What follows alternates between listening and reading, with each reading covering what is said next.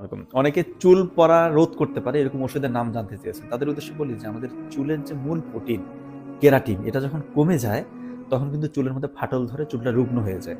এই চুলটাই কিন্তু পরবর্তীতে পড়ে যায়। তো ভিটামিন বি7 বা বায়োটিন মার্কেটে ফ্লোরিজ অথবা নবটিন নামে পাওয়া যায়। এই ওষুধ 1000 mcg মাইক্রোগ্রাম দিনে 2 বার খাবেন, সকালে এবং সন্ধ্যায়। সাথে যদি ভিটামিন বি কমপ্লেক্স যেমন বিকোজিন নামের পাওয়া যায়, এটা যদি আপনি কম্বিনেশন করে খান 6 মাসের মতো খাবেন সকাল সন্ধ্যা, দেখবেন একটা হাইয়েস্ট একটা রেজাল্ট পাবেন।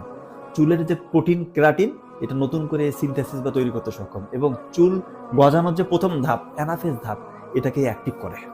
তার মানে দেখেন আপনার চুল নতুন করে গজাচ্ছে এবং যে চুলগুলো রুগ্ন এটাকে পুষ্টি দিচ্ছে, প্রোটিন দিচ্ছে, ওই চুলগুলো সতেজ হয়ে যাচ্ছে। চমৎকার রেজাল্ট ইনশাল্লাহ। আরেকটা ওষুধ আছে, এটা আসলে খুব ভালো ওষুধ, মিনোক্সিডিল, কিন্তু দুঃখের বিষয় এটা বাংলাদেশে ওরাল ফর্মে মানে ট্যাবলেট আকারে পাওয়াই যায় না।